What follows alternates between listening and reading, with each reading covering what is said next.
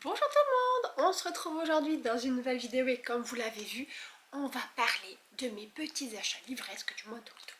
Alors, si ça vous intéresse, ne bougez pas, c'est parti!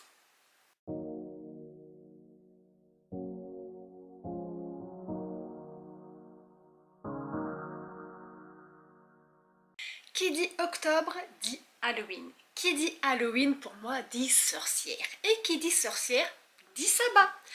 Donc j'ai acheté ces deux livres-là. Donc collection Grimoire des sabbats de Katie Orin-Ferrella aux éditions Danae. Donc il y a Mabon et sa main. Alors, dans ces livres, on va parler donc de l'arrivée de l'automne, d'Halloween. On va parler du folklore, de la préparation des sabbats, de la célébration. Les livres sont magnifiques. Franchement, très beaux objets livres. Ils ont l'air ultra complets. Et la mise en page, super belle. Dedans, il y a même des recettes. J'adore. Ils sont super beaux. Je vous avoue que je les ai pas encore lus. Mais après voilà, c'est des saisons, des fêtes qui reviennent tous les ans. Alors j'aurai le temps de les lire et de les relire.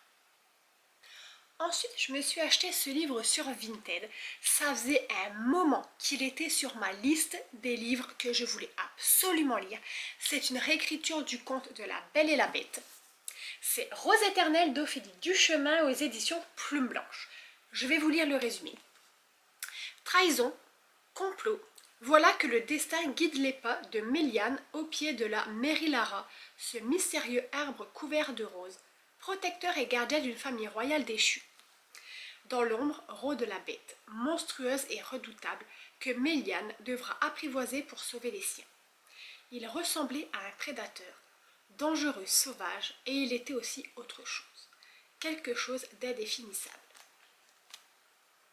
Le conte de La Belle et la Bête, c'est vraiment mon conte préféré, je l'adore. Et j'avais toujours dit que je voulais lire ce livre, là je l'ai vu pas cher, j'ai sauté sur l'occasion et je verrai bien ce que ça donne. J'ai ensuite craqué pour Starling House de Alix Sarah aux éditions Hachette. Et dans ce livre, on va suivre Opal. Opal qui est attirée par la mystérieuse Starling House comme si la demeure lui appartenait. C'est une maison dont on ne sait rien, qui est interdite et qui tient tous les habitants à distance. Opal, elle est sans mère, elle n'a pas vraiment de foyer, elle ne voit pas d'avenir, elle n'a plus de mémoire, elle n'est plus à sa près, elle meurt d'envie de franchir le portail et de voir ce que cache la mystérieuse Starling House. Et je dois vous avouer que quand j'ai lu le résumé, moi aussi, j'ai eu envie de franchir les grilles. Alors j'ai hâte de lire le livre et d'entrer dans cette maison avec Opal.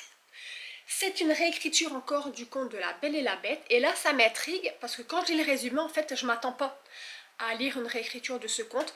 Donc voilà, ça m'intrigue beaucoup et j'ai hâte de le découvrir. Et pour finir sur Vinted, je me suis acheté La maison qui parcourait le monde de Sophie Anderson aux éditions L'École des loisirs. On retrouve enfin cette petite maison pâte de poulet de notre chère Baba Yaga. Et dans ce livre, en fait, la maison parcourt le monde, comme l'indique le titre, parce qu'elle ne veut pas être découverte par les vivants. Parce que dans ce récit, Baba Yaga, c'est une gardienne. Tous les soirs, elle aide l'âme des morts à passer dans l'autre monde.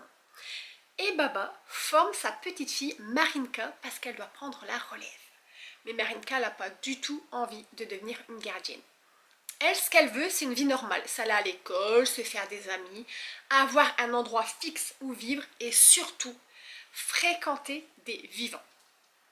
Un jour, elle va avoir l'opportunité de changer sa vie et elle va pas hésiter à sauter sur l'occasion malgré de sévères conséquences comme celle de perdre sa chère grand-mère Baba Yaga. Et là, elle va tout faire pour la retrouver, même jusqu'à aller voyager dans l'au-delà. Alors là, je sais pas si Baba Yaga de base c'est vraiment une gardienne, mais là je sais pas en fait.